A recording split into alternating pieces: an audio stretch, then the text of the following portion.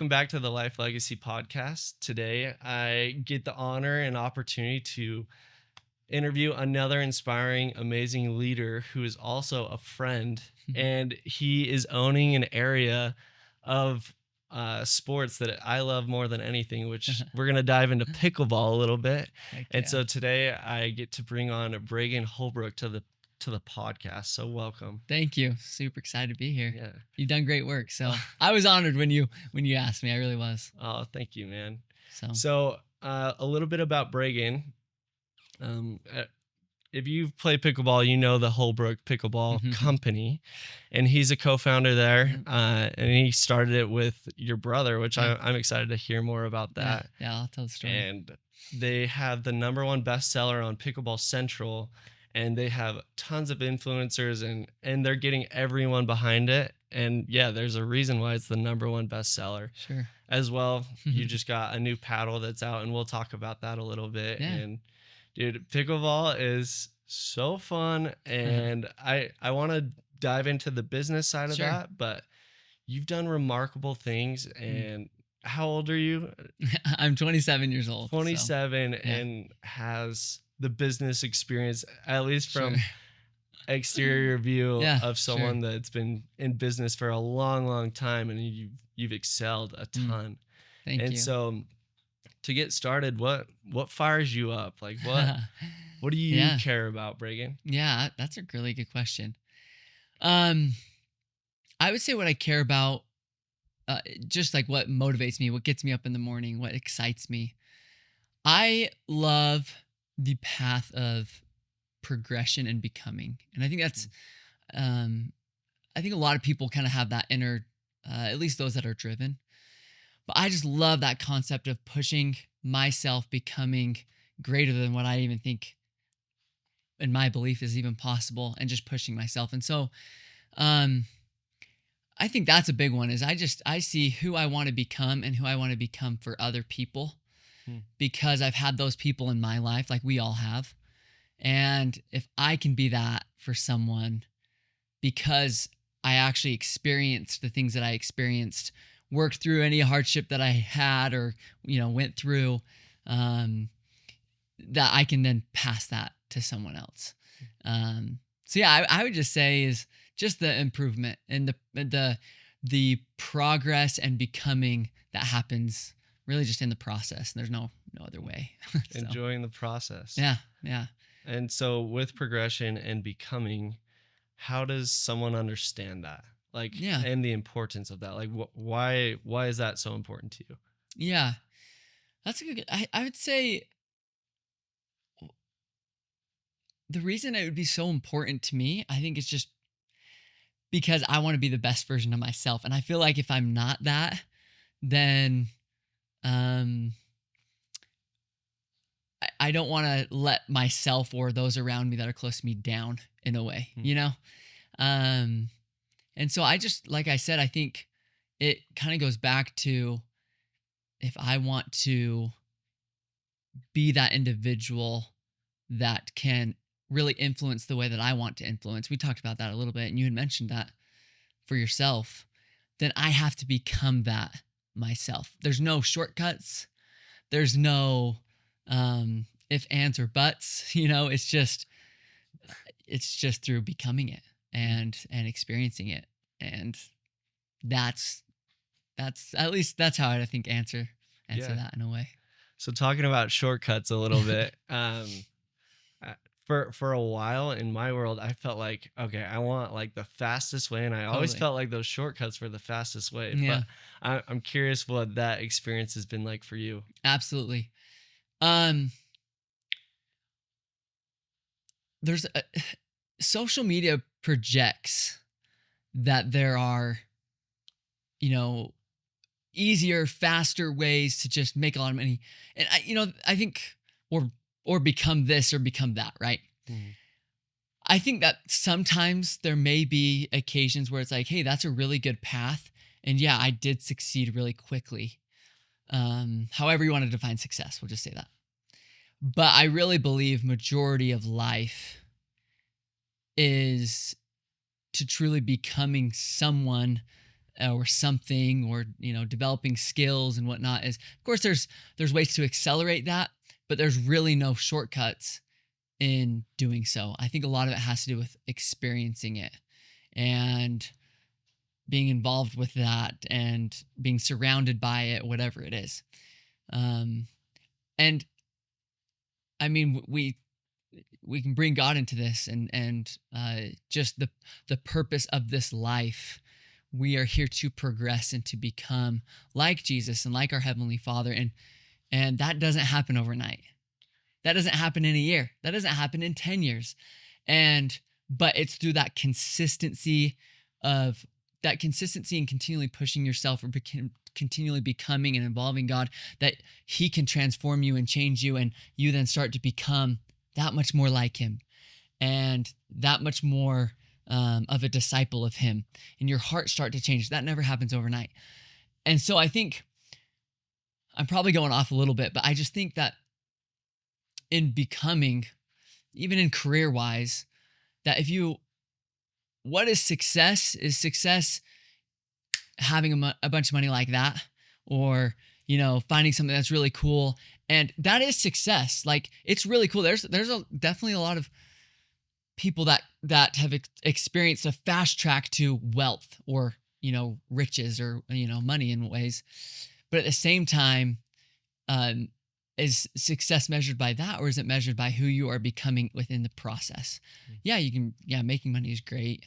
And of course that's a goal of mine and my family's. Yeah.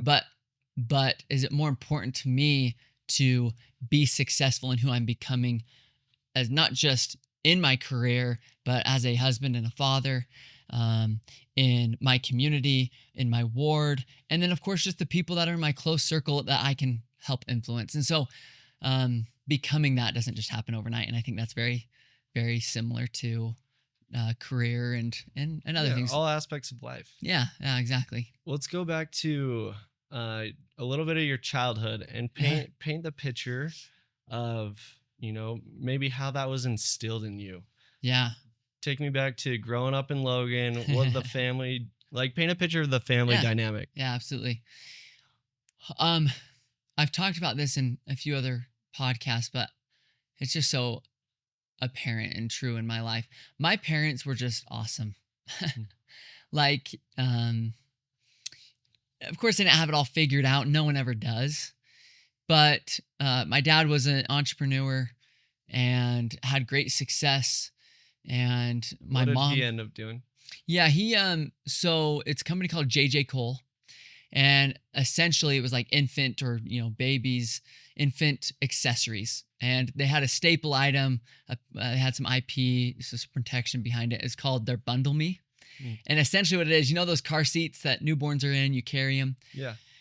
Well, a lot of newborns, when you put blankets on them and they kick it off, and, you want them to stay warm. And so essentially what their staple product, this Bundle Me, is it was a sleeping bag that they could zip their baby up that installed right into the car seat. And so, that was kind of a staple product. They did diaper bags and a bunch of other infant, toddler type accessories for moms. So tell me about the characteristics of your dad. Yeah. My dad is a hero of mine, big time. He is someone that, number one, he always puts God first, no matter what. It's like God is number one, and that's never really questioned. And I never felt that was ever questioned growing up. And then, of course, I think just with that being a priority, he was tutored, and of course, my grandpa's amazing as well. But that through the Spirit and helping him become, gradually became, just more and more. But he was, so I would say, put God first.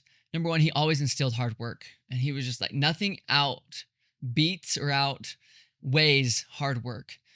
So hard work was big. And he made sure that we worked hard growing up. And then I would just say, like, not only that, I would also just add belief. I think he was very much on just go out and accomplish, like, you can do it. And like, be like, write your own story. Like, you take control of your life, you go out and get it done. And that's kind of same with hard work, but he was just so focused on, hey, he grew up not very wealthy. And so he was just so determined of, hey, I am going to be successful and I'm going to find a way to get it done. And so through consistency and, finding the right path to do that, he found that and just applied a lot of those. And so I think for us growing up, we definitely worked hard. He definitely gave us that belief that we could become who we wanted to become and gave us those opportunities to do that. Whether that was in sports or whether that was just even in the yard and doing yard work, we had to make sure that we got the job done and made sure it was done right. Things like that. And so that was huge as far as my dad goes. I think that's so amazing to have someone be able to teach you belief. Yeah. And people do in different ways. For example, my dad, he wasn't a teacher. He was just a doer. Yeah. Which is one of the best ways to teach. Yeah. And I feel like something that was instilled for me was my dad taught me that there is no ceiling on the level of success that we can have. Yeah. And there's a bunch of different examples of how I saw that and how I recognized it. But I'm curious for you, were there any specific stories or specific moments that stick out of your dad either showing you or telling you something that really helped you with that belief system? Yeah, that's a really good question. I know I'm putting you on the spot. I'm going through my childhood here. I don't know, at least off the top of my head, if there's like one specific experience. But I would say, so like, for example, growing up, my brother and I started a lawn care company, like a lot of young guys do. Pay for the mission, pay for college, stuff like that. And I think for him, there was this constant, like, you can do the job and that's great. Anyone can really do a job, but make sure that you do the job well and go above and beyond and make sure that you're delivering, And he would just tell us that.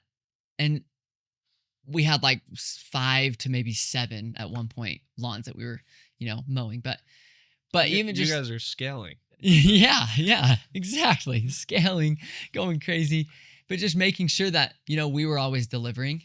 Because that's also, the reputation that we want to hold and that you want to be. That's who do you want to be? And so I think, at least maybe not that specific experience, or one that I have in mind, but that was a common theme that was taught for sure. Sports was another one where, he just was a big believer in, if we wanted to start varsity or go play college ball or whatever, that it was obtainable, but let's go put in the work. Waking up at 5:30, going to the gym, doing the drills together, him feeding the ball. Like there's a lot of those things that kind of going back to, there's no really shortcuts. It's just you got to do it. Put in the work. Put in the work, and things usually work out. Nice. So you mentioned your grandpa a tiny bit. Yeah. What's he like? So my grandpa is one of the most just loving individuals. It's he's just so like tender. I don't know how to say it, but he's just a tender guy. And so very much focused on just loving. And my family, we were huggers. That came from my grandpa. My grandpa just would hug his kids. So my dad would in turn do that same thing with us. And we just love, hugging and being around and having fun. So my grandpa, I think, was just a good example of showing just true love and what that not just looked like on like a physical touch, but by just how he treats everyone. My grandpa is successful, maybe not by the world standpoint, where he doesn't have all this, money, but man, the influence that he's had by just who he is. And I mean, he hit both him and my grandma, like they went on a mission, went out to Ohio, and this was a handful of years ago. It was actually when I was on my mission. But to this day, people tell me, and they moved to Logan when I was in high school, but like I have high school buddies and people that served in their mission that I've kind of connected with that have just been like, they are the most amazing people I've ever met. And when you get that feedback over and over and over again, pretty cool. And it's just because they love so much and care so much about individuals. So they're pretty cool. That's powerful. Yeah. I've always felt that from you. We've been friends for a little while. Yeah. I think after you got married and, this really took off, we haven't been able to see each other too much. Sure. But my feeling with Breygan was always that warm feeling that he really cares.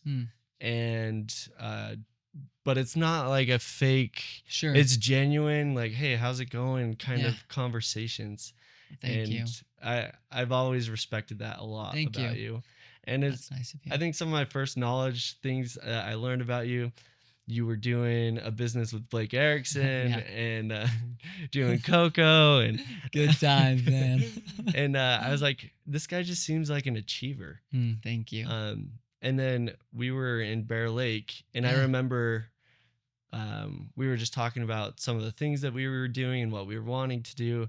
And you're like, I'm going to start a pickleball company.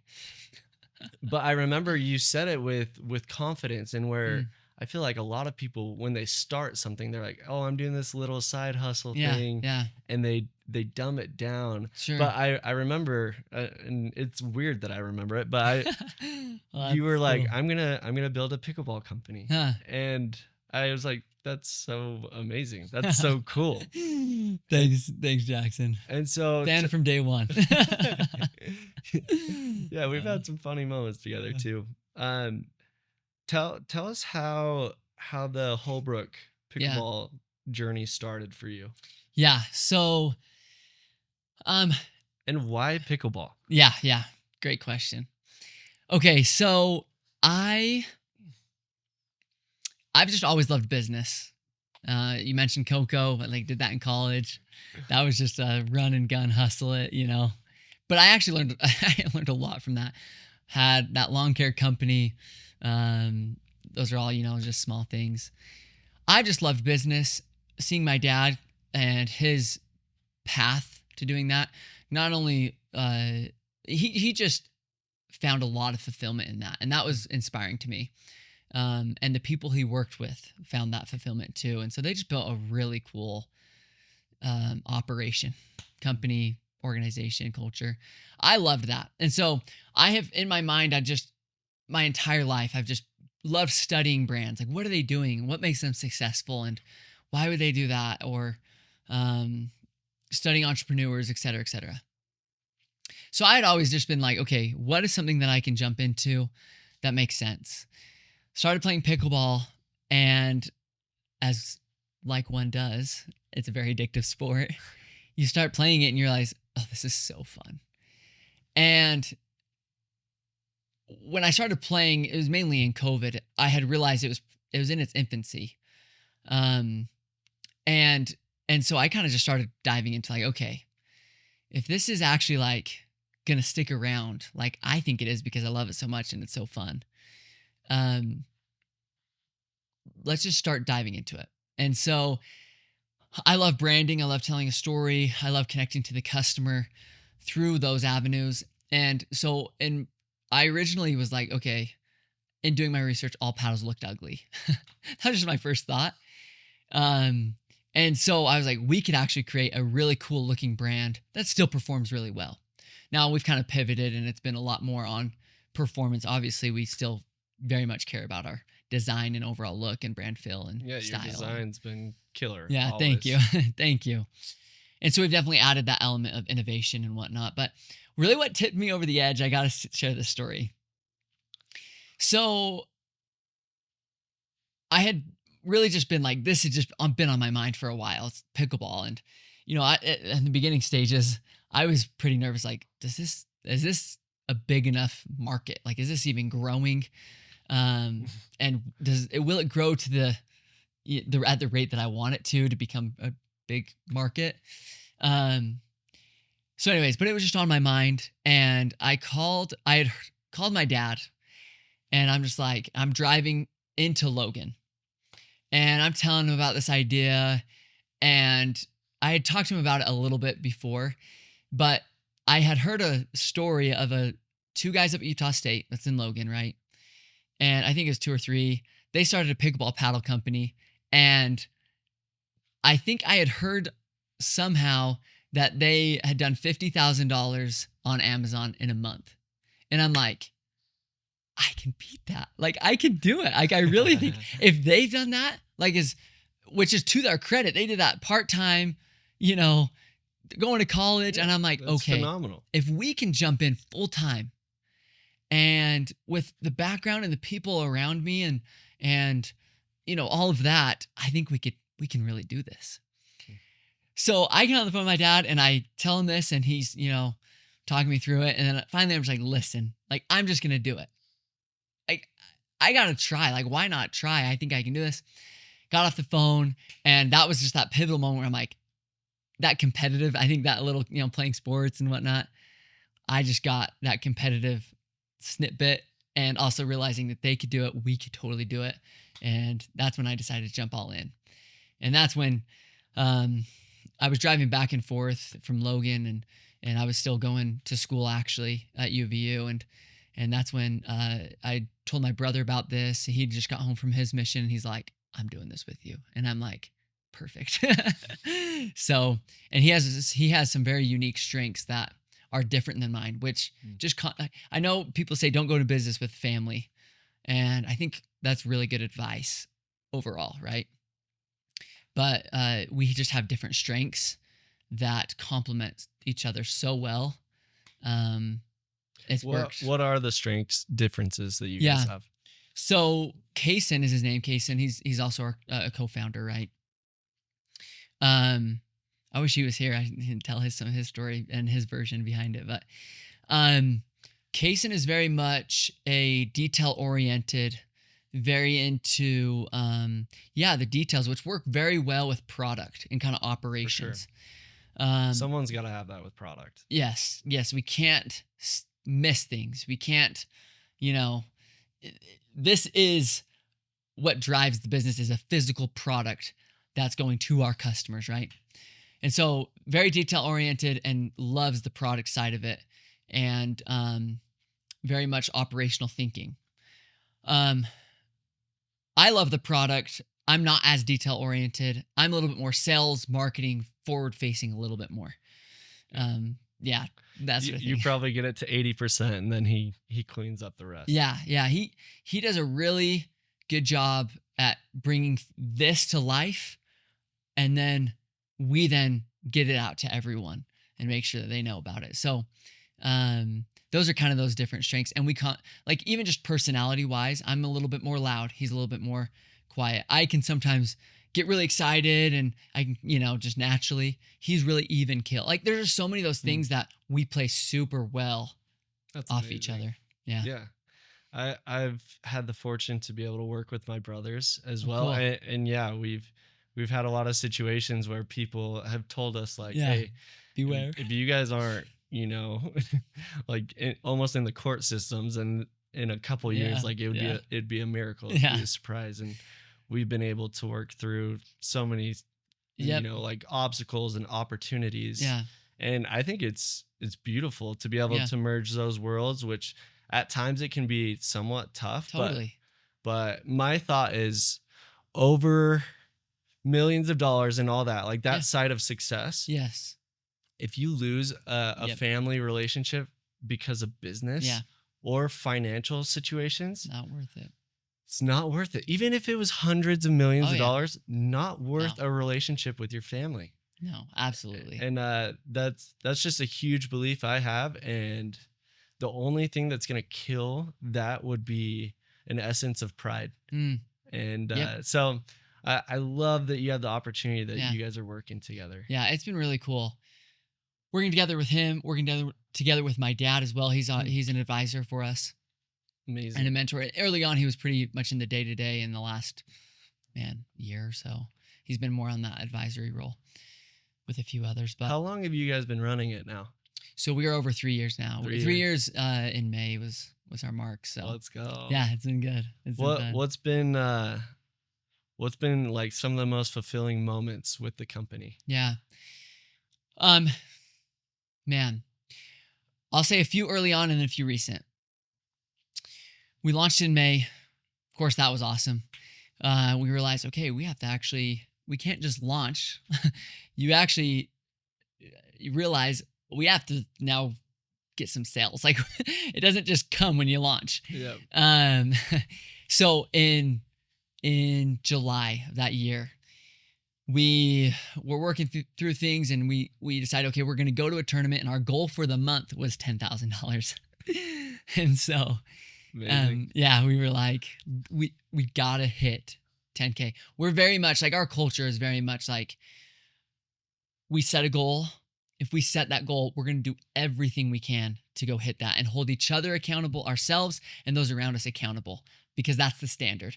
And then we'll reward ourselves. Let's go do something fun or reward ourselves in some way when we go accomplish that. And so anyways, we're like, okay, we're driving to Denver and we're going to set up this booth and we're just going to sell. And we get there. It's our first tournament we had ever done, at least that we had set up and sold product through, and get there. And I can't remember. We were like 7,000 on the month. So like, we have to get 3,000. And it was like where we hit, I think every day we hit $1,000, and we ended up hitting 10K. And we were just like so ecstatic that we did that, you know? Amazing. So that was kind of a fun one early on. I'll say one more recent is the ARMA launch. And we just put so much time.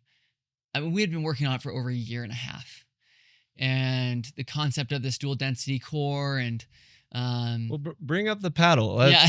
So ARMA, this is your new paddle, which yes, I have. I stay in St. George sometimes, okay, and I'm not a part of some pickleball sure, community, but sure, where I stay, there's a big pickleball audience. And I remember talking to some people, and they're like, "Hey, there's this new Holbrook paddle, yeah, and it's like game changing. It's like cool, the best thing." And I'm good, almost positive they were talking about this new paddle. Sure. So yeah, it's we've been working on this one for a while. So to quickly and simply explain it, is we got this inspiration from golf. So golf's a great sport. We love to pull from different sports where there's that ball to paddle or club or bat contact. There's a lot of similarities. So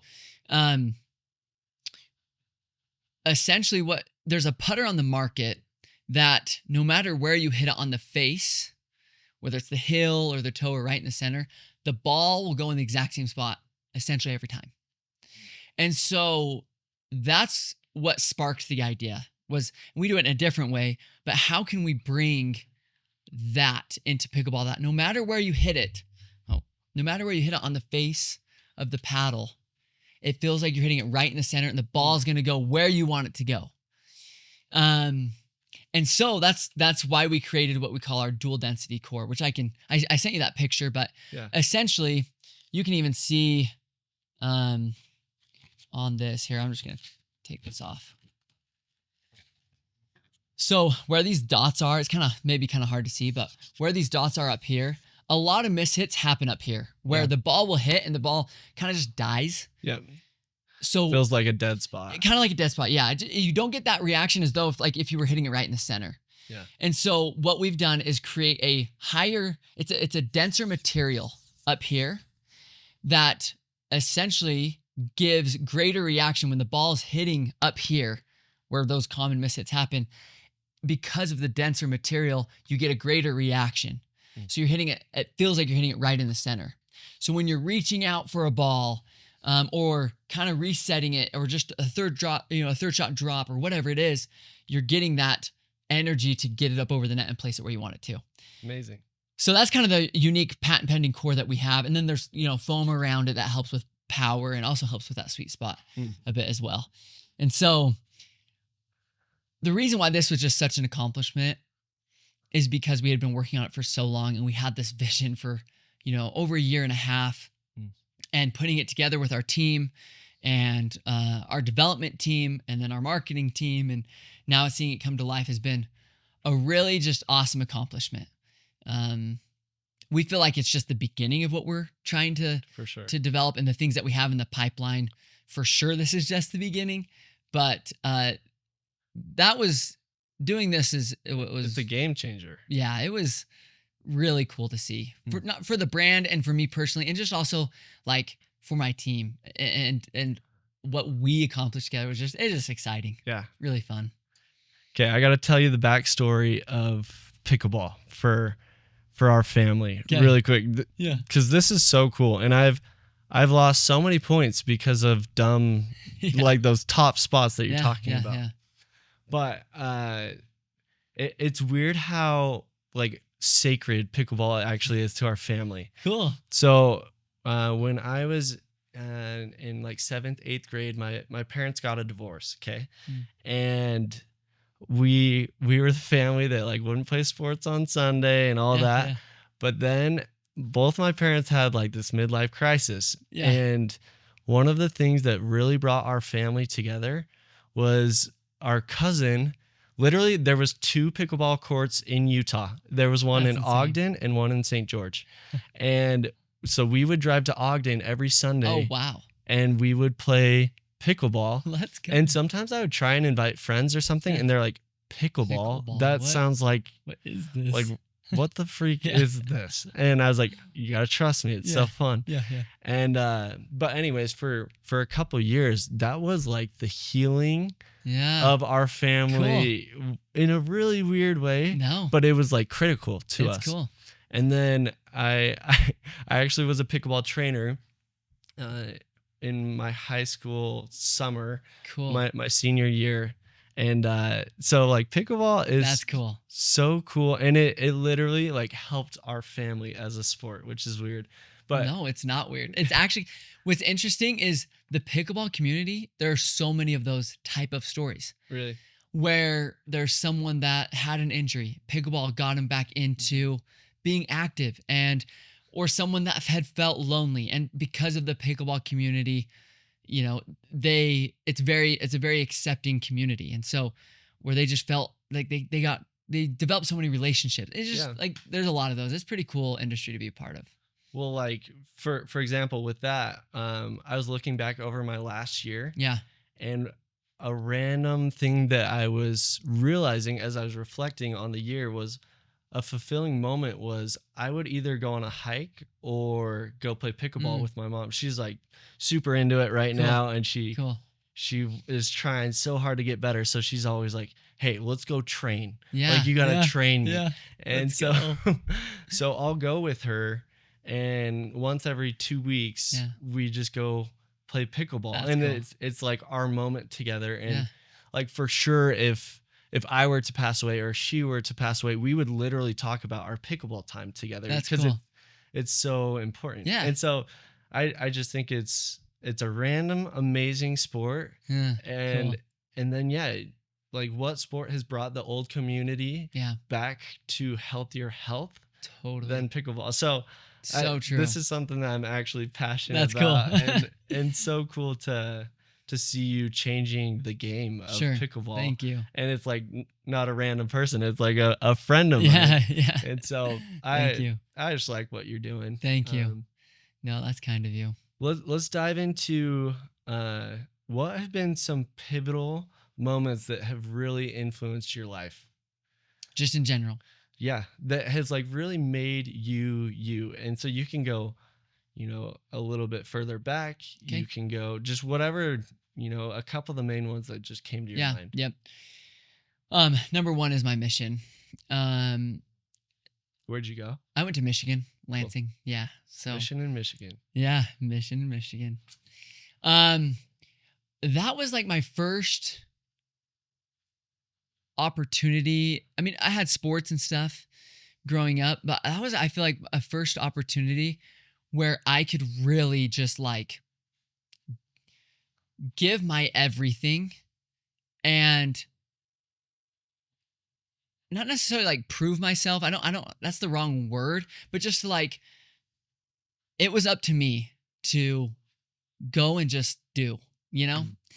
And so, that was huge for me. I think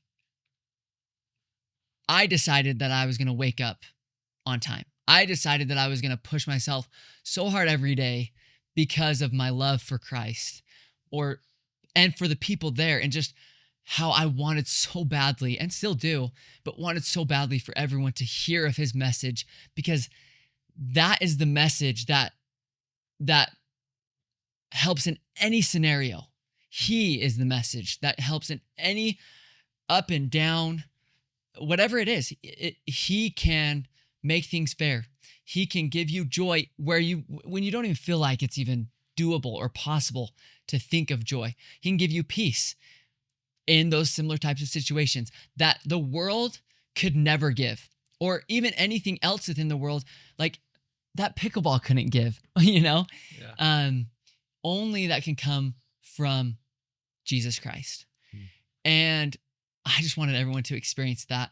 And so that was a pivotal moment where, not only for myself to just devote my whole heart to Christ, to devote my whole heart to Christ by my actions when I was there.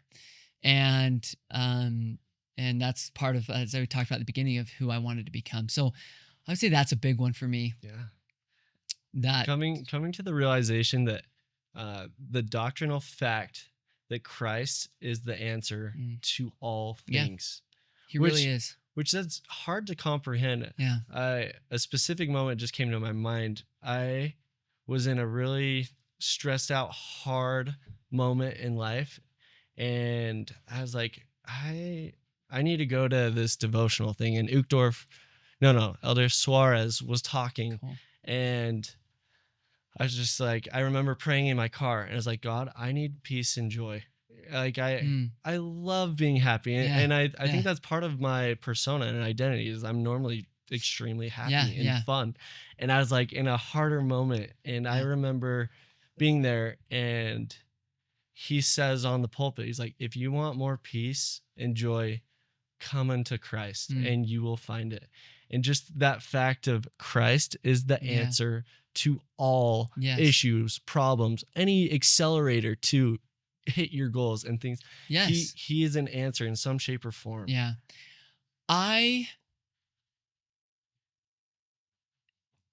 Maybe it's because of the position that like I'm in. I have to involve Christ in everything that I do. And I think that's obviously a choice, right? But I think. Tell me about that. How do you do that? Yeah. So I am in a uncomfortable situation every day with this business, meaning like it's always pushing me. Yeah. Big decisions. Very big decisions just big decisions in how I'm operating the team and making sure needs are met there, to big decisions, which that alone is just hard. You never have the right decision, right? Yeah.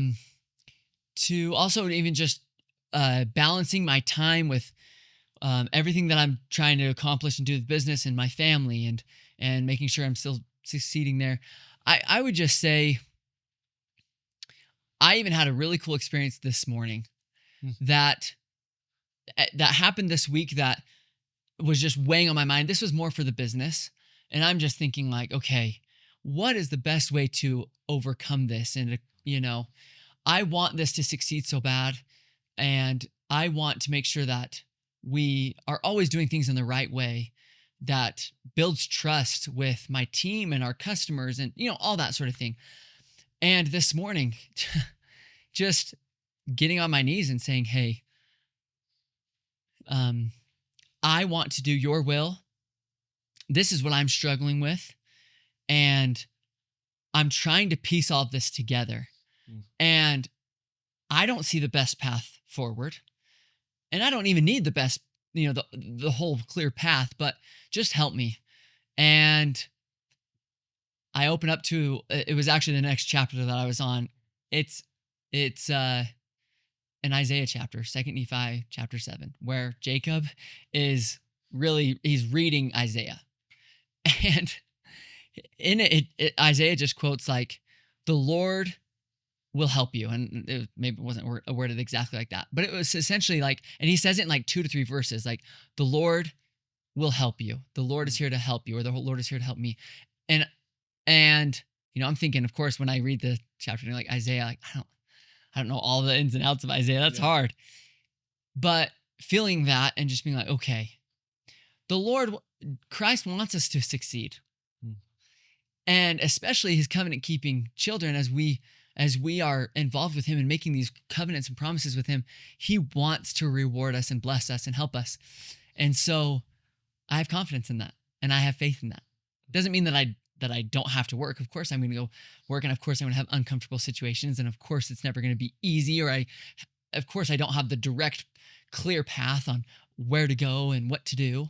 Yeah. But I have faith in Christ, and I have faith that he'll help me. I have faith that he will give me the people around me that will help me succeed. I have faith that he'll, through his Spirit, help kind of direct and give me thoughts and different impressions and different feelings on where to take things. And I can have faith in that because I believe in Christ, and I believe that he wants me to be successful. And even if the business just dropped, failed, made the complete wrong decision, my faith is not rooted in business decisions or whatever. And it's rooted in Christ, and I submit to that. Because whether I have the business or not, he is the source of truth. He is the source of joy. He is the source of peace. It's through him. Period. Love that. So anyways, the quote that was kind of coming to my mind during that, because it's one thing to be the guy swimming in the ocean and be like, God, send me something. Yeah. And then he sends you the boats and all that. And you're like, come on, God, just like save me. Yeah. The quote of pray as if everything depends on God, and act as if everything depends on yourself. Yeah. I think God and Christ care about proactivity and pushing yourself. And then just like every human, we need mercy. We need the enablement of the power of Christ and God to help us, kind of take it from 80% to 100, but also having God be a part of that whole 80% as well. Yeah. And my companion used to get bugged because I cared a lot about that validation from God that what we were doing is right. And I've found that true ongoing in my life where, it's gone a lot past the mission, where I will validate our next steps. And in those moments of like critical decision making is so important. Yeah. Like ask and ye shall receive. Yeah. Whatever hardship or wherever you feel stuck, God has the answer for you. Yeah. Christ has the answer for you for getting you from where you are to where you want to be. And even where you want to be, God will take that and 10x wherever you thought you needed to be or wanted to be. And it's been really special to just see that come to fruition. Absolutely. To touch on that, God can make more of your life than you could ever do on your own. I see that, this business, I have learned so much, but I see it as a tool of who I'm trying to become. And that it's a step in that. I may have this business for the rest of my life. Maybe. I may not have this business for the rest of my life, but because of this and other scenarios, I think they're all tools to help us become who God wants us to become, so we can be a greater tool for him to bring about his work and to help others feel of his love, and to understand more of who he is and his character. And if this is a tool in helping me do that, that will only become a tool if I continue to involve him in my everything. It's never he never fixes everything completely. It's never like he just flips on a switch and, a problem is solved or whatever. But he can make more of anyone's life than what one could do on their own. And I'm just such a big believer in that because I have seen it, and I've seen him transform me in ways that only could have been done through him, Last question on this theme. Yeah. When has been a moment of turmoil or hardship where you saw God's hand in your world? Well, one was that this week that I had mentioned. I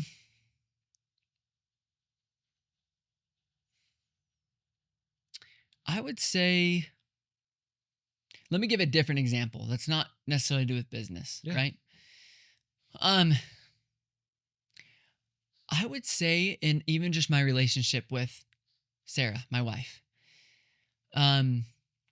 we got married and 2 months later got pregnant, and it was planned. We wanted to have kids quickly, but when she got pregnant, I don't remember the exact medical term. Essentially, she was throwing up constantly, and it was very, very hard for her. For me, way more for her than for me. But she, to the point where she was throwing up 12 times a day. And then to the point that we were getting IVs all the time. And to the point that she couldn't keep food down. We got to the point where she got a feeding tube. We spent 9 nights in the hospital. It was just crazy. And this is insane. Yeah, it was crazy.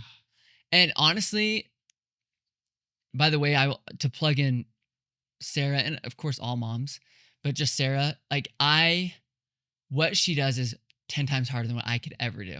It's unreal.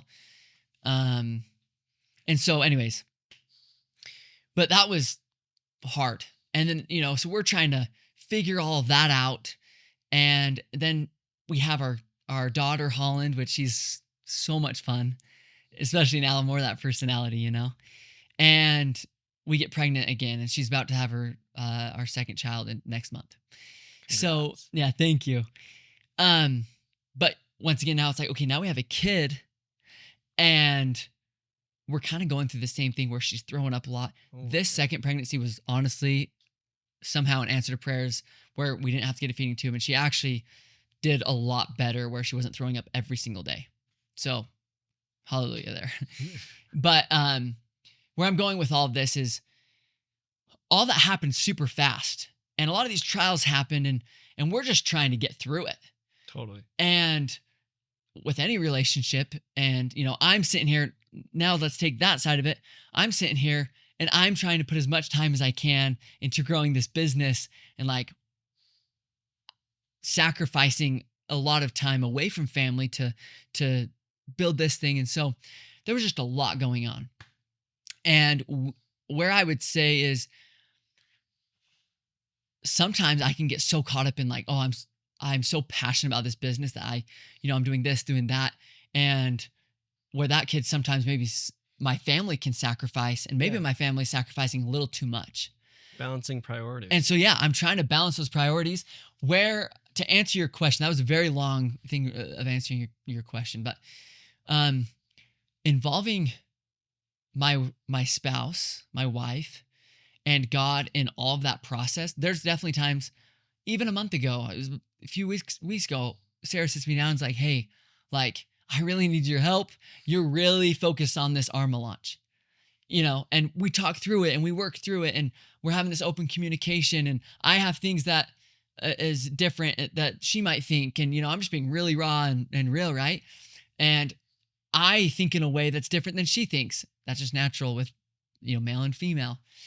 But yet in that process, there's just been, as we have involved God, and I have involved God personally, it's amazing that all of a sudden I can shift priorities a little bit. And then I start to see Sarah in a way through the way that he sees her.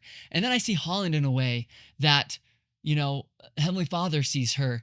And so anyways, in that whole balancing of priorities and keeping my relationship with my wife strong and where I want it to go and business and all of that, he has been very influential in helping me and teaching me and honestly receiving revelation and thoughts and feelings of, hey, you really need to pay a little more attention here.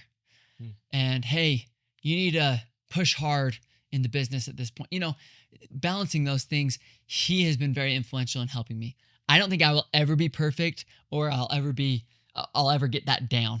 Yeah. But he's been very helpful in that. So talking about Sarah having to throw up, 12 days let's edit that. Going back to Sarah having to throw up 12 times a day. Yeah. And like when you're seeing that, what goes through your mind? Well, it's hard because I'm first of all, I'm at work, and so she's by herself doing that. That's not fun. And more recently, we now have a 15-month-old daughter that's running around, but when I'm there, it's hard because there's like, what can I do? Like, there's nothing that I can do, and that's just the hardest part. So hold her hair back. and of course, on more of like the serious side, it would just be, you just feel bad. It's just hard. We just try to keep it positive for sure. Yeah. Because, like you said, she can't change it. Her body's just not accepting a kid. I can't change it. So, definitely listen to her, and stay positive. And we definitely try to take advantage of when she is feeling good to go have ice cream or go do something fun, and that definitely helps too. But it not very fun for her. That's why, like I said, what mothers do is out of this world. It's crazy. They're so selfless, and everyone always says that. I think now that I'm just in the thick of it, I'm like, her whole life is for 2 kids, like entire life, being sick for one and just helping the other one survive. So she does a great job in doing that. So I'm just curious just tell me the story of Sarah. Like, how did you guys meet in that? Yeah. I was going to school here at UVU. She was going to school at Utah State, and she's from Lehigh. So we switched spots, right? We swapped. Yeah. And my dad, he taught Institute for 7 years, just Utah State. And it was really cool how it all went down. Essentially, Sarah was kind of going through a rough patch, and I think she had broken up with a boy or something like that. And she's like, okay, I just need to kind of like fresh start. And she's like, I just kind of need to marry Breygan. Yeah, she's like, I just need to marry a guy named Breygan. She saw my dad's picture and was like, I'm going to take that class. Kind of felt a little like, I'm just going to take it. Took the class. My dad was impressed by all of her comments. My dad, being the guy that he is like, hey, you got to go on a date with my son. Please. Clutch. So, he set us up. We went on a date, and honestly, like, we didn't really talk for 4 months, mainly because of my fault. I was just like, hey, in my college years and my ignorance, and I was just dumb, but I was just thinking, hey, my dad set me up with an Institute girl. I'm going to go up to Logan, go on the date, come back, and check it off, and I got my life here. I'm doing, things happened, and one night I actually was praying where I was just kind of like, what's going on? Like, what am I doing here?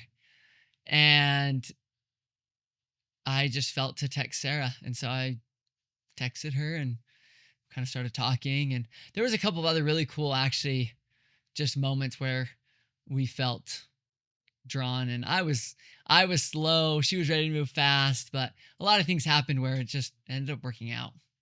So Well, that's amazing, man. yeah, that's kind of the story. Yeah. And with you and your family, like, what gets you excited about that? As in, talking vision and visionary. Yeah. What's the vision for you and your family? The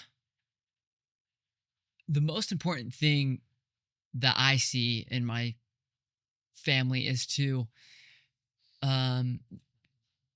provide opportunities where they can learn and grow and become. It's kind of like when we first started. And so I want to just provide those opportunities for them. And for me growing up, like sports, for example, was awesome. But even to the point where like some of my greatest memories with my family, we love going boating. And we're fortunate enough to get on the lake and go boat and have fun together and listen to music and surf. And you know that. We've done that together. And so yeah, I would just say I want to provide them with every possible opportunity that they can have in life so that they can become who they want to become. And of course, teaching that in the realm of the gospel of Jesus Christ, right? What we've talked about, and how making sure that that is always the priority and the number one.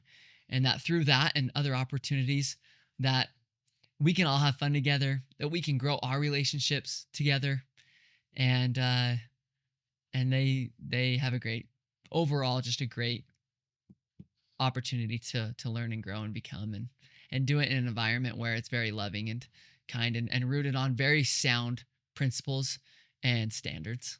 Yeah. So I think you are someone that holds high standards, and you're able to keep your life at a high standard and achieve what you want. I feel like I feel like you're great at that. Thank you. That's nice of you. I try. I try. Well, just to wrap up, what is the legacy that you want to leave behind? If you were to literally, pass away tomorrow, yeah, what would you want to be remembered for? Yeah. I would say I would want to be someone that provided belief and opportunity to those around them. Kind of like what I said at the beginning, a personal mission of mine sounds very similar to yours and probably others that have been on here. But I want to be able to be an influence to those where they feel like they are becoming better and growing because of the interaction that we had, or, whatever it may be. And so I need to become that myself, right? So I would just say the legacy I want to leave is to those is that you can do it. Yeah. Like, you got it.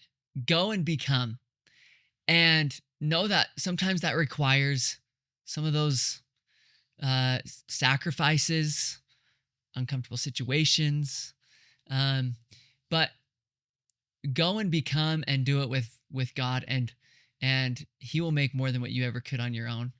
And I hope that I can be an example of that, so that whether it's my kids, whether it's my team, whether it's other opportunities, whatever opportunities that lie before me, is that I can be someone that provides a path, provides the answers, provides experience, provides quote unquote truth, or means to find the source of truth, so that they go from here to here. They become more than what they ever thought they could do on their own because of knowing me, and then of course like I said, because of Christ. Yeah. So, well, dude, you're a leader for good, and it's just cool to see what you've accomplished at your age, and I think we're at a fun time where we're building. I would say you're further ahead in the building of businesses and all that, and you've excelled really well. Thank you.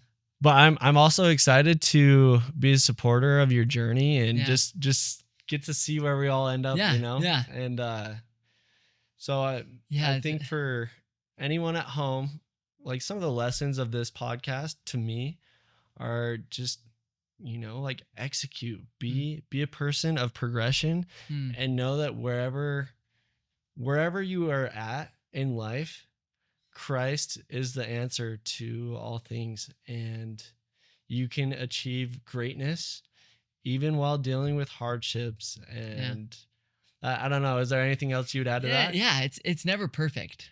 Yeah. You know, you're never 100% ever. No athlete is really 100% on game day. I don't know if I ever wake up feeling like I'm 100% ready to go and go to the gym, or I'm 100% ready to just like tackle the day. So yeah, you're never at that, 100%.